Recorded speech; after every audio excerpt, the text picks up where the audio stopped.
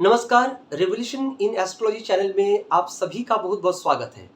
आज बात होगी मांगलिक दोष पार्ट 3 की, जहां मैं आप लोगों को यह बताऊंगा कि किसी मांगलिक दोष के व्यक्ति को अन्य मांगलिक से ही शादी करनी चाहिए या फिर नहीं।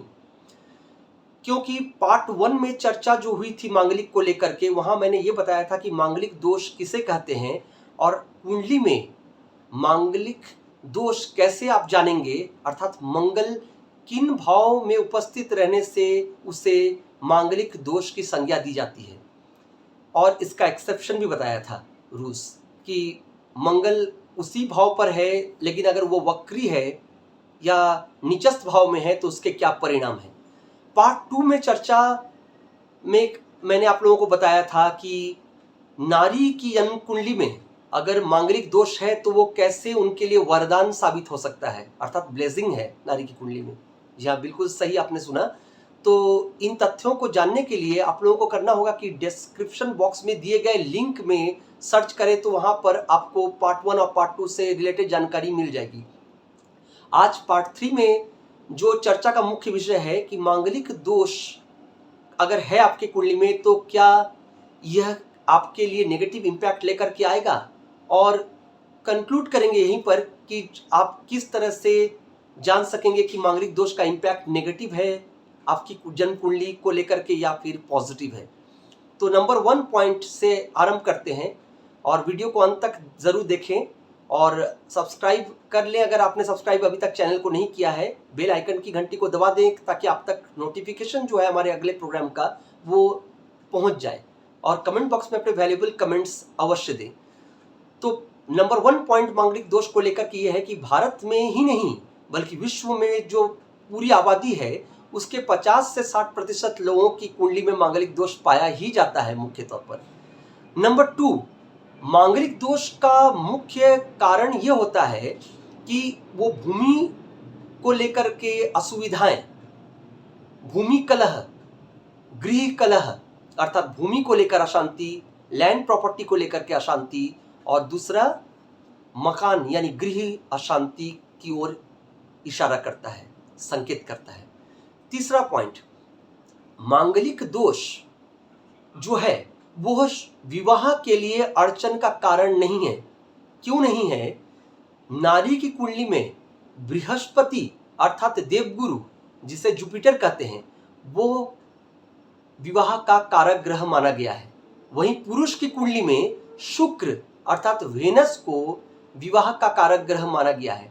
तो आपने बिल्कुल समझ लिया होगा कि इससे मंगल यानी मांगलिक दोष के कुंडली में रहने या न रहने से कोई मतलब नहीं रह जाता। अगला पॉइंट जो चौथा है वो ये है कि किसी केले के वृक्ष से जो शादी यानी विवाह देने का जो प्रचलन है, जिससे आप लोगों को समझाया जाता है कि इससे मांगलिक दोष का खंडन हो जाता है, ऐसा कुछ नहीं होता। अगर ऐसा होता तो कई लोगों पर ये एक्सपेरिमेंट कई वर्षों से होते चले आए हैं, आज भी हो रहे हैं, बावजूद इसके उनके विवाह जीवन पर इसका इम्पैक्ट पड़ा है। तो अगर यह रूल्स सही होता तो शायद उनके विवाह पर इसके दुष्परिणाम देखने को नहीं मिलते। अतः इससे भी यह पूर्ण रूप से स्पष्ट हो जाता है, बिल्कुल क्लियर हो जाता है कि मांगलिक दोष में केले के वृक्ष से विवाह देने पर भी मांगलिक दोष का खंडन नहीं होता, क्योंकि मांगलिक दोष का कांटेक्ट विवाह से है ही नहीं। इसका कांटेक्ट किससे है? आपने बिल्कुल सही और स्पष्ट जान लिया आज कि इसका कांटेक्ट है भूमि से, इसका कांटेक्ट है, इसका रिलेशन है मकान से, गृह से। तो इससे गृह कलह, गृह अशांतियां होती हैं। जिनकी कुंडली में मांगलिक दोष मूलतः यानी पूर्ण रूप से रहता है, उनको लैंड रिलेटेड चीजें अपने नाम से नहीं खरीदनी चाहिए, जमीन का रजिस्ट्री अपने नाम पर नहीं करवानी चाहिए, 2 चक्का वाहन अपने नाम पर नहीं खरीदनी चाहिए। अगर इन सावधानियों को वो बरतें तो ऑटोमेटिकली उनके जीवन में इसका दुष्परिणाम उनको प्राप्त नहीं होगा। और रही बात मांगलिक दोष की, इससे छुटकारा पाने की, तो ये भी मैं आप लोगों को बताता चलूं कि मांगलिक दोष अगर कुंडली में है, सबसे आसान तरीका है कि आप 30 वर्ष से 32 वर्ष के बीच में विवाह करें तो यह संकट, यह समस्याएं आपके जीवन में कम उत्पन्न होंगी। मैंने नहीं कहा कि पूर्ण रूप से समाप्त हो जाएंगी, कम दुष्प्रभाव देखने को मिलेगा। अर्थात 30 वर्ष के उपरांत ही विवाह करनी चाहिए जिनकी कुंडली में मांगलिक दोष है, और इससे किसी मांगलिक के साथ शादी करवाने का भी कोई ठोस कारण नहीं है कि जहाँ पर मांगलिक दोष का दुष्प्रभाव आप लोगों को देखने को ना मिले।